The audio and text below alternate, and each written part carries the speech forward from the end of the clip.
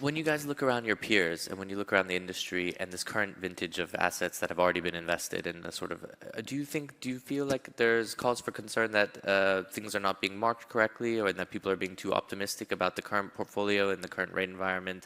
Or do you think this is not a major risk in the industry, Jose?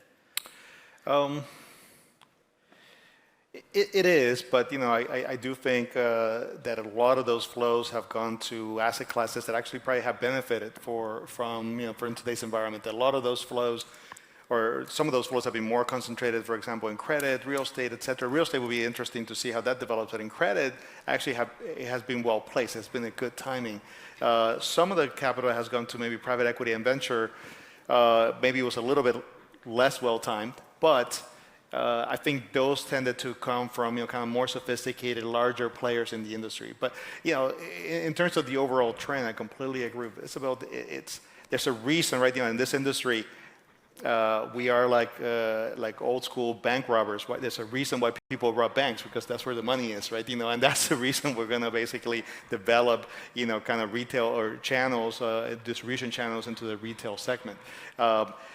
I will completely agree that the mix of, kind of the complexities in terms of compliance, distribution, regulation, make it more difficult and more challenging to even what I would call a mid-sized player like us. At Clear Lake, we have $75 billion under management.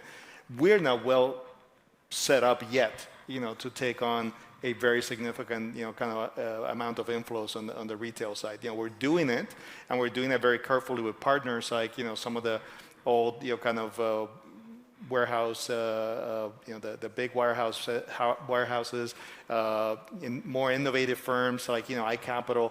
But I think we also should not lose sight, that technology will have a significant role in this trend, and technology will make it easier in some cases for investors to access, but for players like us to break that down. What do you mean by technology?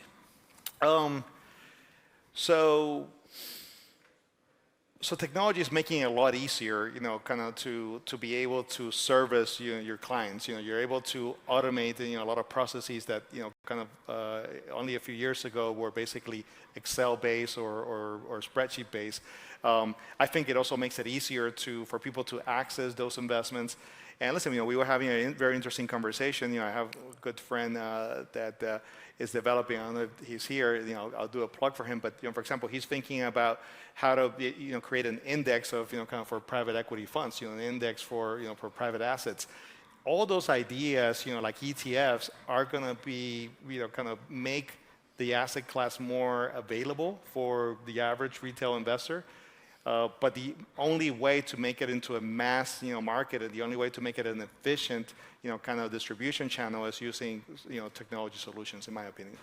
But your question about valuation is also, of course, yes, the tricky one, because especially, when you have closed-ended vehicle, when it's the way the industry has been built, marking or not marking the values and adjusting the value, at the end, the performance will be what it will be, and what will matter is your exit price. When you are managing open-ended vehicle, you have to provide liquidity on valuations, and so that's where it's important to have the right mark, to have the right liquidity mechanism that will allow you to monitor that properly. And I see a quite big difference between the US and Europe. Can you explain? Yeah, in Europe we have been, and I'm more, but we have been, we have had to provide valuations that are performed by external valuers that are reviewing very regularly the portfolio. I'm not saying it's perfect, because it's valuation, it's mark to model, but it exists, and there is really an industry of valuations that is established with rules that are, this is under the scrutiny of all the regulators in Europe. When I'm looking at the US market, and notably looking at real estate, funds do not go through those valuation process the same way as we have to go in Europe. So I think this is also creating different.